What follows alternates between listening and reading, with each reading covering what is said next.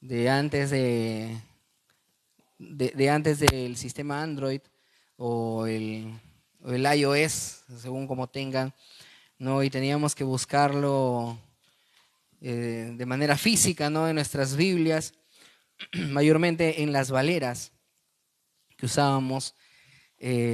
Jonás era uno de esos libritos más difíciles de encontrar, ¿verdad?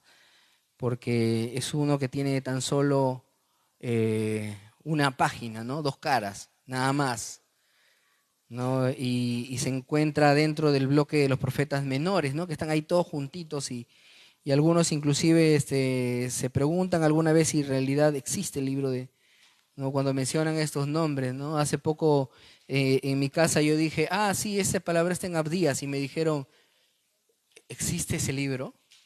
¿No? Pero bueno, el Señor nos ha dejado aún a los profetas menores con mensajes profundos y de valor para nuestras vidas. Amén. Hoy día vamos a ver precisamente el Evangelio anticipado, ¿no? Vamos a ver el Evangelio según el gran pez hoy día.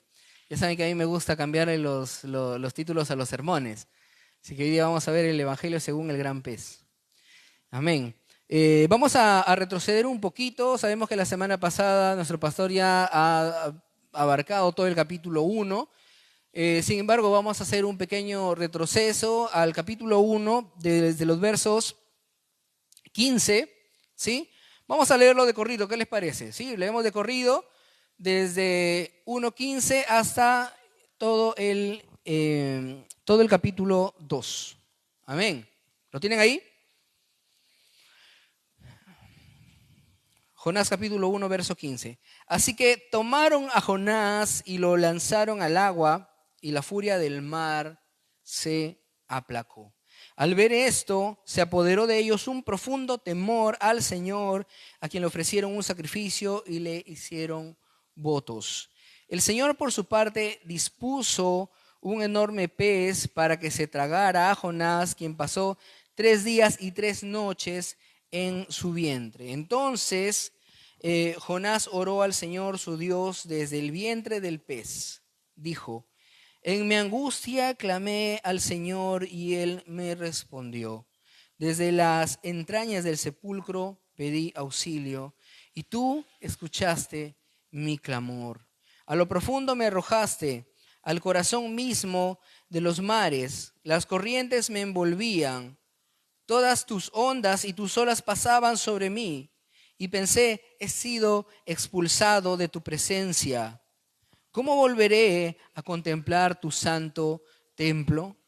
Las aguas me llegaban hasta el cuello, lo profundo del océano me envolvía, las algas me enredaban en la cabeza, arrastrándome a los cimientos de las montañas. Me tragó la tierra y para siempre sus cerrojos se cerraron tras de mí. Pero tú, Señor, Dios mío, me rescataste de la fosa. Al sentir que se me iba la vida, me acordé del Señor y mi oración llegó hasta ti, hasta tu santo templo. Los que siguen a ídolos vanos abandonan el amor de Dios. Yo, en cambio, te ofreceré sacrificios y cánticos de gratitud. Cumpliré las promesas que te hice. La salvación viene del Señor. Entonces el Señor dio una orden y el pez vomitó a Jonás en tierra firme. Amén. Es ciertamente que nosotros tenemos un Dios clemente y misericordioso, lento para la ira, no grande en misericordia y bondad. Sin embargo, cuando el Señor da un edicto, se tiene que cumplir. Amén. Yo recuerdo una historia en el libro de los Reyes. No sé si ustedes se acuerdan. Este pequeño personaje a veces pasa por desapercibido, ¿no? Nosotros a veces tendemos a creer que los profetas siempre han venido de parte de Judá y que el Señor ya a Samaria como que lo dejó de lado. Sin embargo, había un profeta que efectivamente salió de Judá y se fue hasta Samaria para hablarle a uno de los reyes, ¿no? El rey que había iniciado la separación entre los dos reinos de Israel, ¿no? A Jeroboam.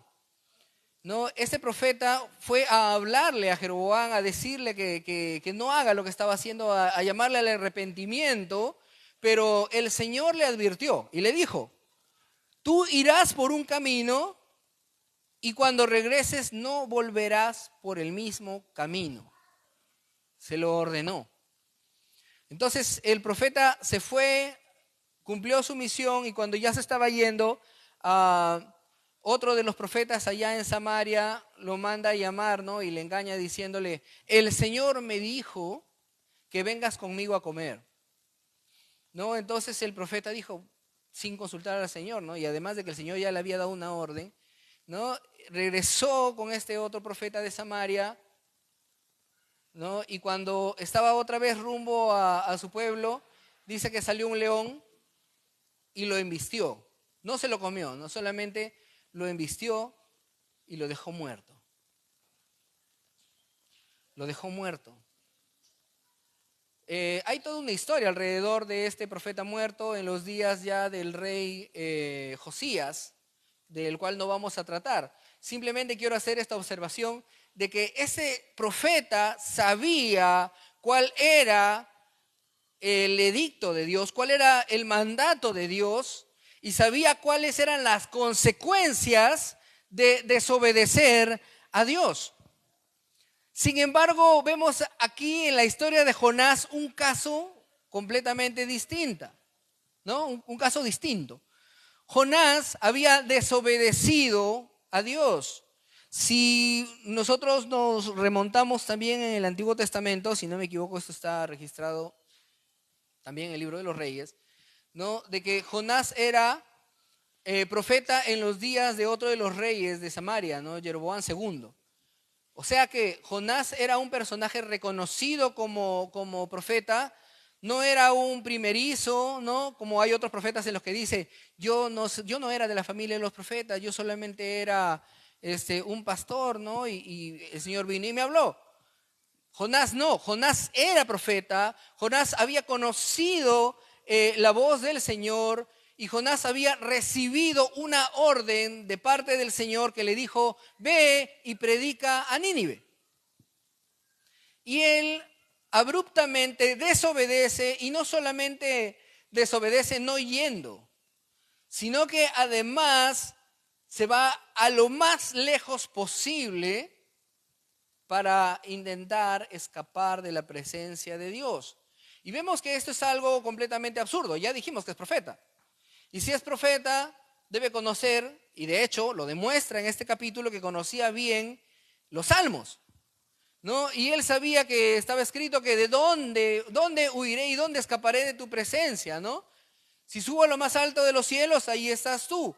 Si voy a lo más profundo de la tierra, ahí estás tú. La oscuridad resplandece como la luz del mediodía delante de tus ojos. Jonás sabía bien claro esto, ¿no? Jonás no era un primerizo. Y aún así, él se fue. Pero vemos ahora que quien desobedece al Señor debería haber recibido un castigo digno de su desobediencia. Pero no es así, sino que el Señor salva al profeta Jonás. Y no solamente salva al profeta Jonás, y es por eso que hemos retrocedido hasta el versículo 15 para hacer un énfasis a tres casos. Hoy día vamos a hablar de tres casos particulares descritos aquí, ¿no? Dos casos de salvación y uno de ellos que nos muestra una vez más la soberanía de Dios y que si has entendido el profeta Jonás no puede ser arminiano. Vamos a leer nuevamente el verso 15, dice, tomaron a Jonás y lo lanzaron al agua. ¿Y qué pasó? ¿Qué pasó después de que lanzaron a Jonás al agua? Se calmó el mar. Amén. Miren, vamos a ver un contraste, hermanos, ya que está muy de moda, no reciente, ya desde hace tiempo, pero nuestra generación lo vive bastante, el hecho de siempre estar culpando a Satanás por todo lo malo que nos puede pasar. ¿Sí? Siempre culpamos a Satanás de todo. Sin embargo, vemos que el mismo Jonás era consciente de que todo lo que sucedía ahí era la mano de Dios moviéndose por causa de él, ¿no? Y podemos ver este contraste entre Jonás y nuestro Señor Jesús. Amén. ¿Recuerdan cuando comienza esta tempestad en el mar de Galilea y qué hacía Jesús? ¿Ah? Estaba dormido, ¿no? Él dormía. Curiosamente, Jonás también dormía. ¿Sí? Pero la diferencia es que esta tormenta en el mar de Galilea era para que el Señor mostrara su poder soberano. Y en el caso de Jonás, también era para que Dios mostrara su poder soberano, no Jonás. No, Jonás no tenía por qué estar ahí durmiendo. Jonás tendría que estar en Nínive predicando. ¿No? Y mientras que el Señor va y calma las aguas diciéndole callen, callen, enmudezcan y las aguas se calman, ¿qué pasó con el profeta Jonás? Lo tuvieron que lanzar. Amén. Imagínense la angustia de estos marineros, ¿no? Porque ellos intentaron manejar todo lo posible el barco para no tener que lanzar a Jonás. Al ver que ya no podían, ya fuiste Jonás, ¿no? ¿Y qué es lo que hicieron? Verso 16. Al ver esto, de que se calmaron las aguas, se apoderó de ellos un profundo temor al Señor. O sea, hermanos, no estoy diciéndoles que desobedezcan a Dios, por si acaso. No vayan no vaya a haber un malentendido y digan, el hermano Econ nos está diciendo de que Dios bendice la desobediencia. No es así. Pero aún en medio de nuestra desobediencia y aún en medio de nuestras caídas, el Señor por su gracia y misericordia nos puede utilizar para la salvación de otros. Amén. Porque vemos ahora que se apoderó de ellos un profundo temor al Señor. Y ojo, la Biblia no contiene errores, ¿sí?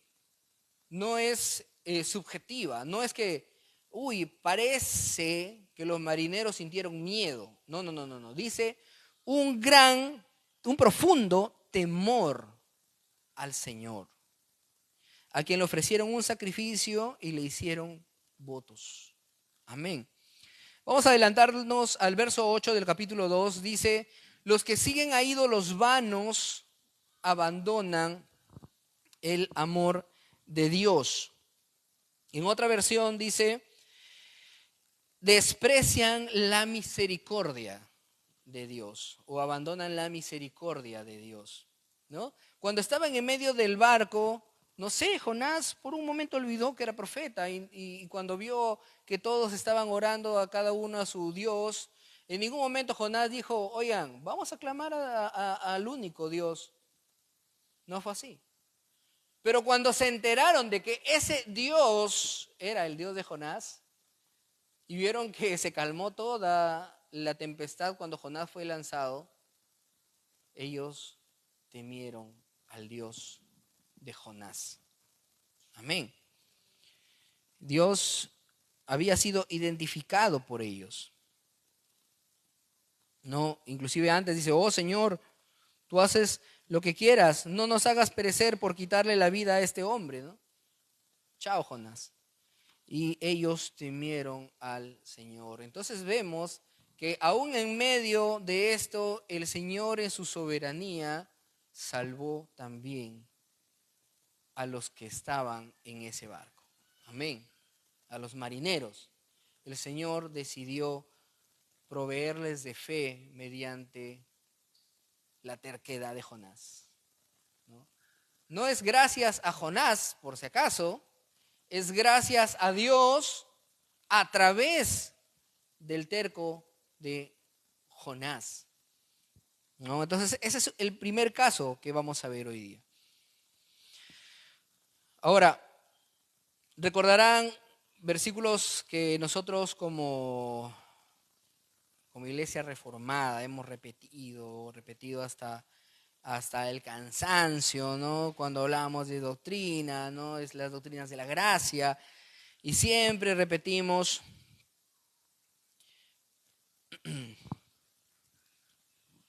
cuando estamos en Efesios,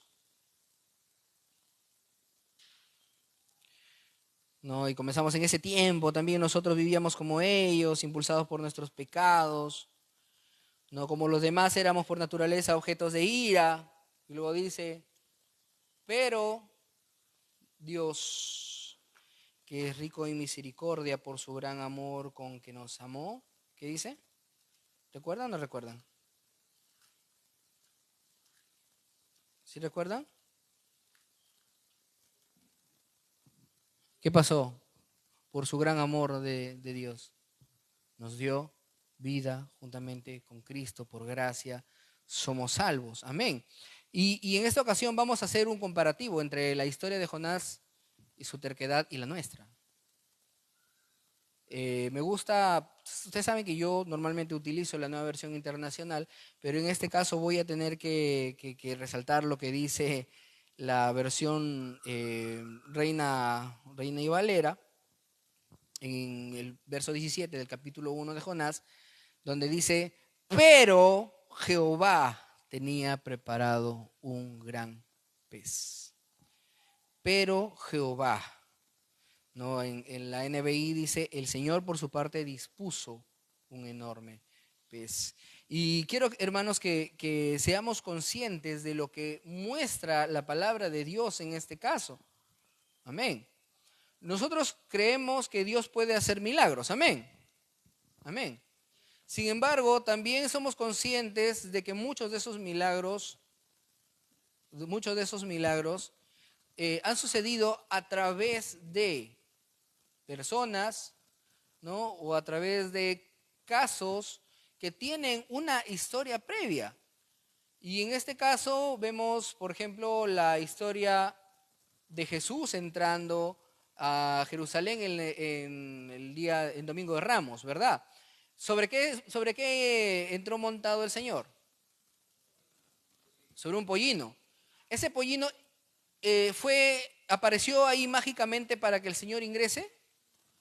Yo recuerdo de que en Virú, ustedes saben que yo soy de Virú, allá había los mitos y las leyendas, ¿no? Siempre decían de que justo para Domingo de Ramos antes aparecía un burrito que iba cargando la imagen, ¿no? Y ese burrito después desaparecía, solamente aparecía ese día de Domingo de Ramos. Es completamente falso. El pollino, el burrito donde el Señor se montó, tuvo que haber nacido en un momento, ¿verdad? Sin embargo, el Señor ya había destinado de antemano que ese burrito nazca para que sea montado por nuestro Rey. Amén. No es que apareció de la nada. No es que apareció de la nada. Ahora imaginen este gran pez. ¿Es que ustedes creen acaso de que Jonás fue lanzado y de pronto el Señor dijo, ¡pum!, aparezca un gran pez? Como si todavía estuviera en la creación, ¿no? De hecho dice, el Señor por su parte dispuso, pero Dios tenía preparado un gran pez. Y esa palabra del Señor tenía preparado nos hace entender que este pez ya estaba ahí, ¿no? Había nacido en algún momento, había crecido lo suficientemente grande para poder tragar a Jonás entero.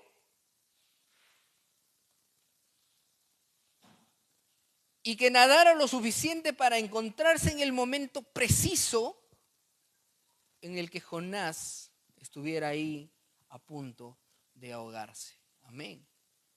Entonces, en este segundo punto quiero, hermanos, que analicemos la soberanía de Dios por encima de nosotros, por encima de nuestros pecados inclusive. El Señor ya había preparado y se había anticipado incluso al clamor de Jonás.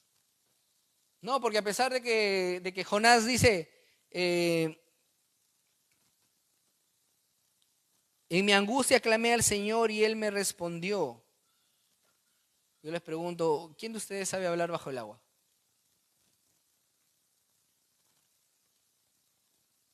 A ver, levante la mano el que puede hablar bajo el agua.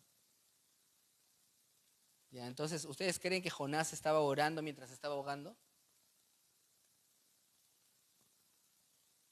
¿no? Jonás estaba ahogándose literalmente. Jonás estaba a punto de morir.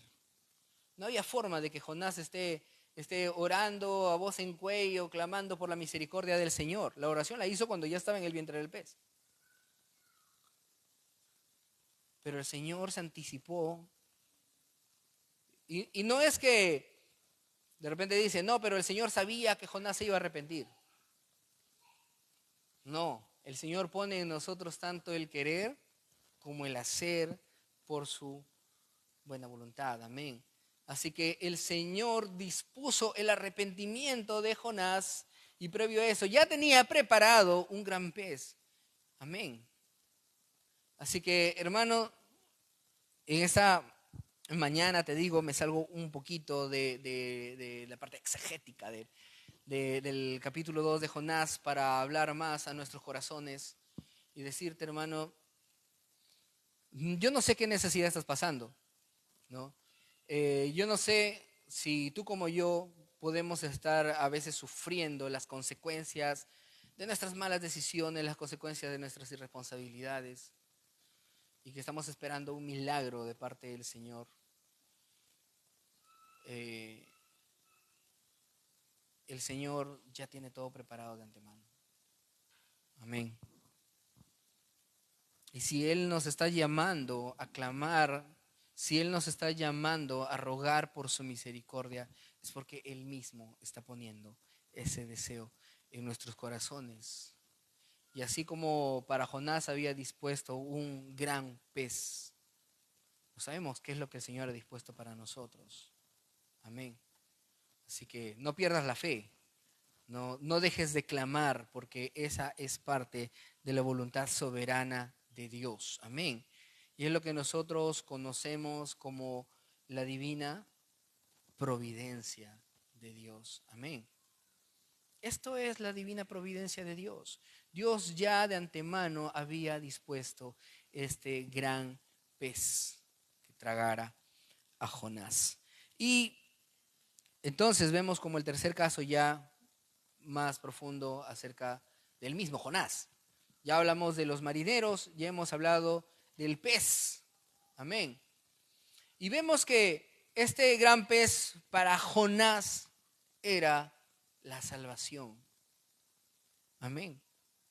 Era la salvación. Recuerdan ustedes, nunca vamos a pasar un diluvio como el de Génesis, pero recuerdan cuando hemos estado en época de fenómeno del niño, ¿no? ¿Cuántos sufrieron las consecuencias del fenómeno del niño? A ver, levante la mano. En Virú se cayó el puente. Fue fuerte, ¿no? Fue devastador. Y ha habido personas que le han pasado peor que nosotros, ¿no? Imaginemos estar en esa circunstancia, ¿no? Estar en esa circunstancia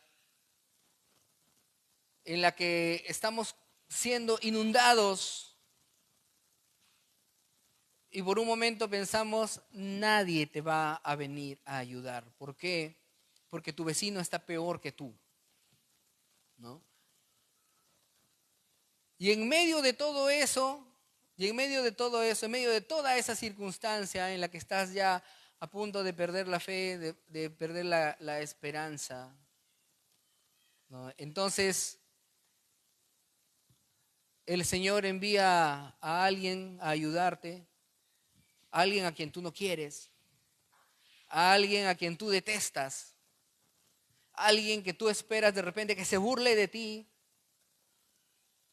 pero es recibir su ayuda o morir. ¿Qué haces? Te pasas tu orgullo y aceptas la ayuda. Amén. Amén. Este pez no era nada cómodo. No es que, oye, Jonás, sí, ya como en las películas, ¿no? En el último momento, pum, aparece, qué sé yo, un submarino, ¿no? O entró un buzo, ¿no? Y le puso su mascarilla de oxígeno, lo sacó a la superficie, ¿no? Le puso una ropa calientita y entonces lo llevó a la ciudad. No, fue un gran pez. ¿Cuántos de ustedes quieren ser tragados por un gran pez?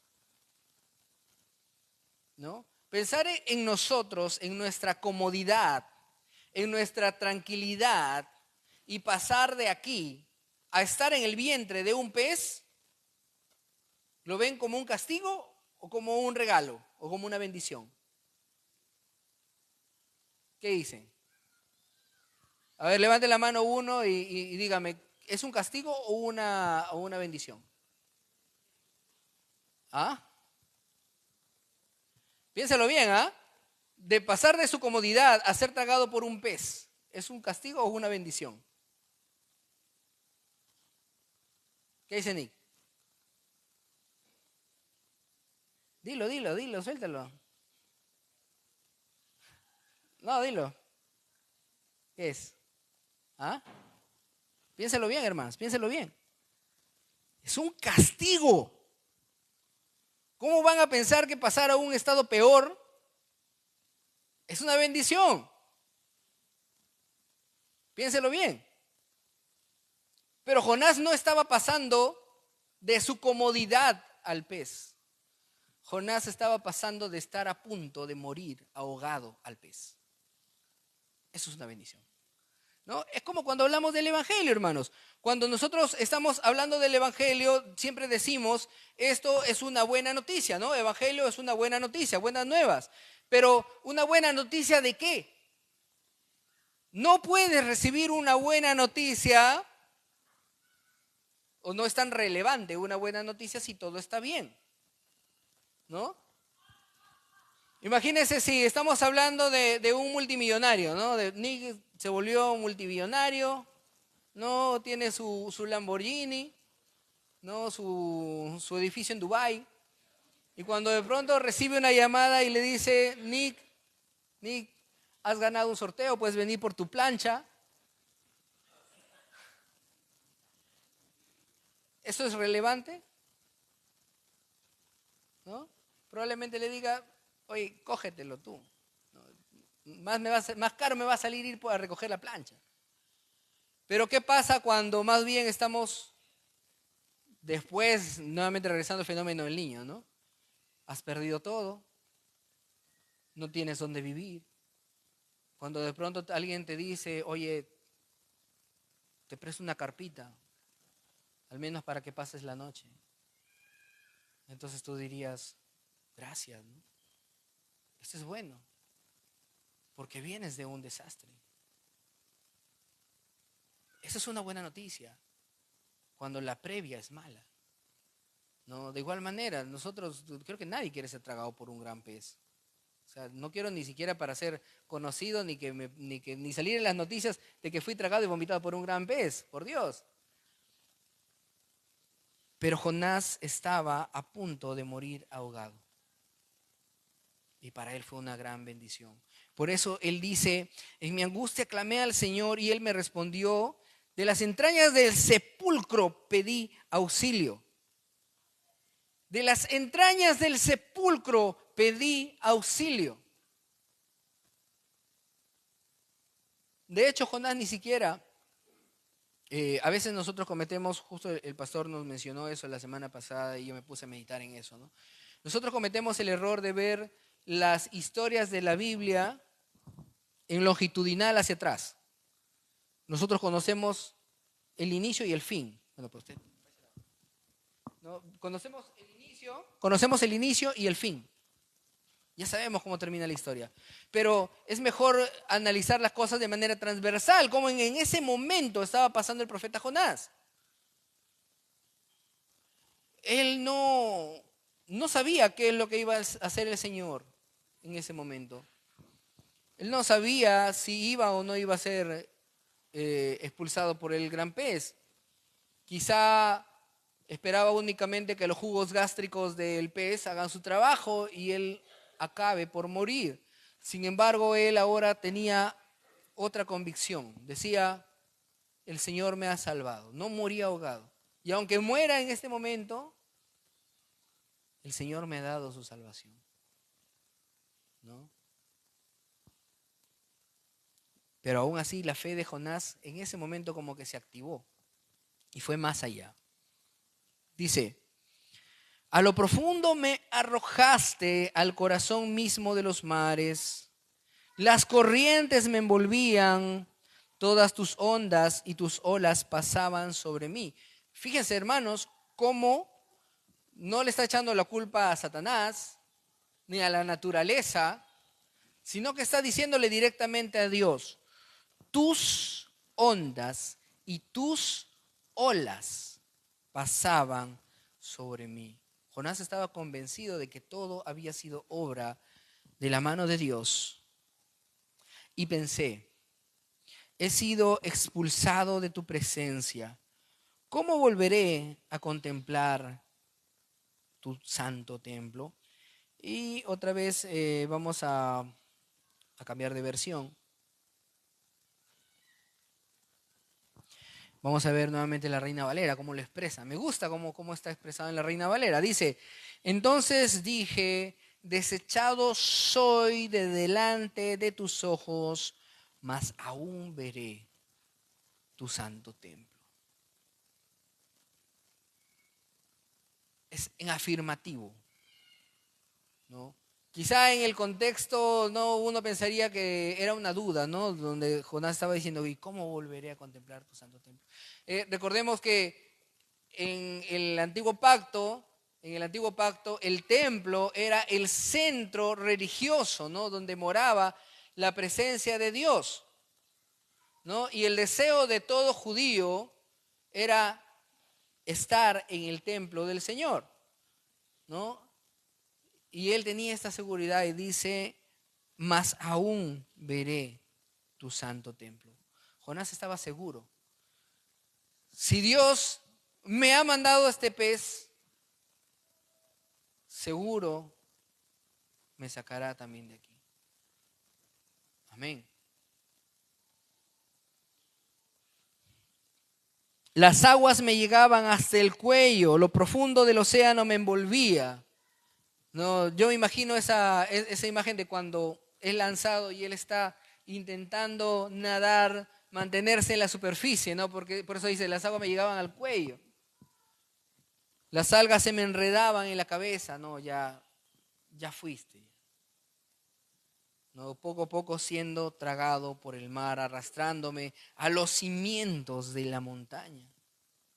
Me tragó la tierra y para siempre sus cerrojos se cerraron tras de mí, ¿no? Él viendo únicamente la superficie del agua hundiéndose poco a poco. Pero tú, Señor Dios mío, me rescataste de la fosa.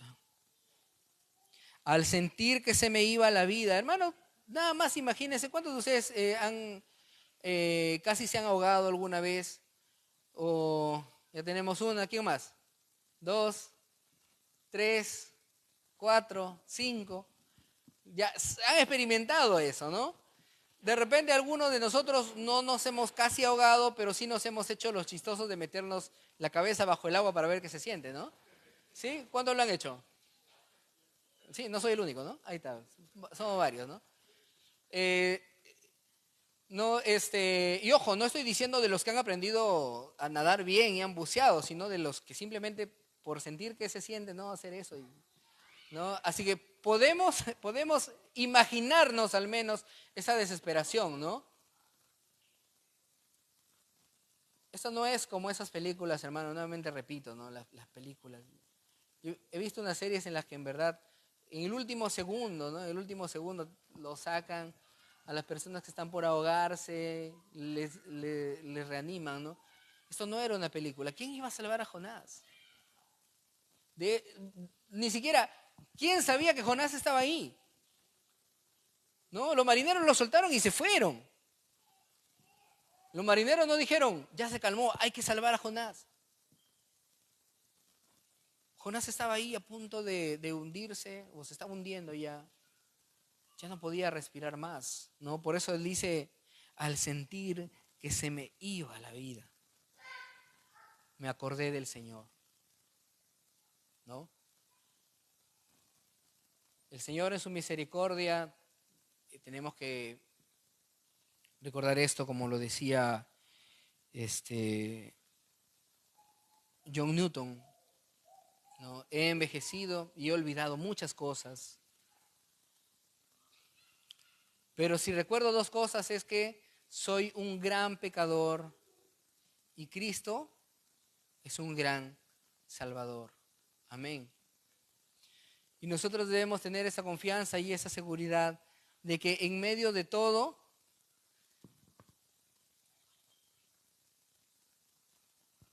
en medio de todo, el Señor es nuestra esperanza. Amén.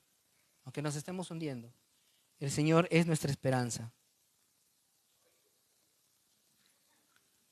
El futuro pastor. Y eso es lo que pasó. Al sentir que se me iba la vida, me acordé del Señor y mi oración llegó hasta ti, hasta tu santo templo. Amén. Miren, miren, marquemos esa gran diferencia. Marquemos esa gran diferencia. Cuando Salomón estaba dedicando el primer templo, les dijo al Señor que cuando alguien ore en Jerusalén, mirando hacia el templo, tú lo escuches, ¿no? Y cuando por la desobediencia del pueblo tú los expulses en el lugar donde estén, mirando hacia el templo,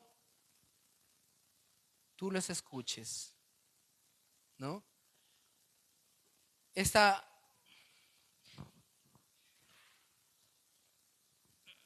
va a quedar conmigo.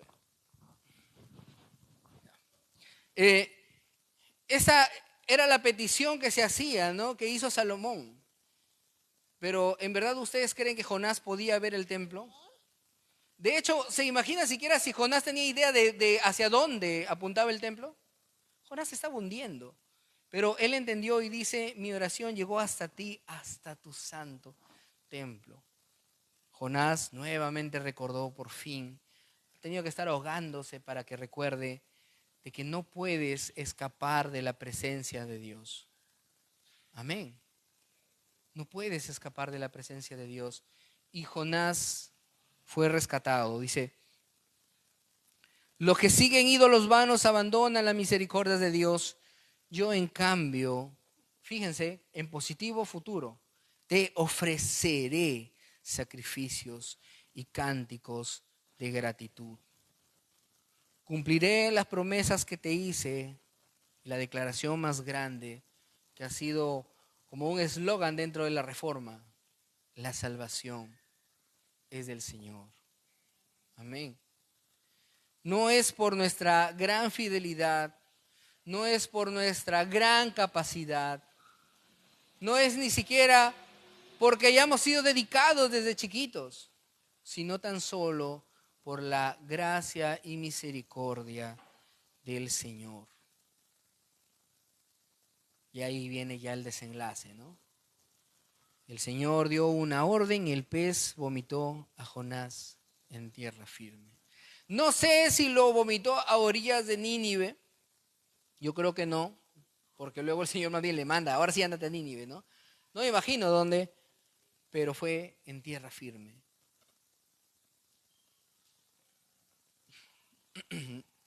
No voy a hacer alerta de spoiler, no voy a hablar ni de Jonás del capítulo 3 ni del capítulo 4. Quiero quedarme y que nos quedemos con el Jonás del capítulo 2. Parece que fuera otra persona. Un Jonás que entendió que no puedes escapar de la soberanía de Dios, ¿no? Vamos a citar nuevamente al pastor la semana pasada, ¿no? Recordando las palabras de Job. De oídas te había oído, mas ahora mis ojos te ven, ¿no? Lo mismo Jonás, que era profeta, que conocía de Dios. De hecho, esta oración de Jonás es una recopilación de varios salmos, ¿no? Así que demuestra que Jonás tenía el conocimiento, pero por fin entendió que la salvación viene del Señor, ¿no? Oye, Jonás, tú me has desobedecido una orden directa en medio de una guerra que pasa ¿O qué pasaba cuando un soldado desobedecía una orden directa? Sobre todo si era alemán. ¿Alguien sabe qué le pasaba? ¿Quién tiene una idea? Lo fusilaban, ¿no? Por desobedecer una orden directa en medio de guerra. Eso es traición. Jonás desobedeció una orden directa. Anda y predica ya. ¿No? ¿Y él qué hizo? Se fue. Entonces, todo esto sirvió para que Jonás entendiera, si te puedo salvar a ti, que escuchas mi voz y no me haces caso, como diría un reconocido pastor de Trujillo, ¿a ti qué te importa? Si quieren saber el contexto, se lo digo en otra ocasión. ¿No? ¿A ti qué te importa que si yo quiero salvar a la gente de Nínive? ¿No? Tuvo que pasar esto para que recién Jonás comprenda y vaya.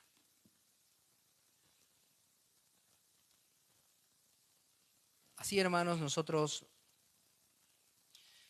meditemos en el caso de Jonás, que, dicho sea de paso, se convirtió en un símbolo de la muerte del Señor, ¿no? Cuando el Señor dijo, así como el profeta Jonás pasó 3 días y 3 noches en el vientre del pez, así el Hijo del Hombre, ¿no?, pasará bajo tierra 3 días y 3 noches. Bueno, 3 días. Nosotros aprendamos acerca de Jonás y apliquémoslo también en nuestras vidas. Amén. ¿Cuántos, levante la mano, levante la mano, ¿cuántos tercos hay en esta mañana? Levante la mano con confianza. Si no levantes la mano, te voy a decir, el Señor no puede ser burlado. Mentiroso, ¿sí? Arrepiéntate. Hijo del diablo. Todos somos tercos. Y mientras más conoces la palabra de Dios, mientras más te has adentrado a la teología, estás aún más expuesto a ser desobediente. ¿No? Es lo mismo, Jonás era muy adentrado a la palabra de Dios, era profeta.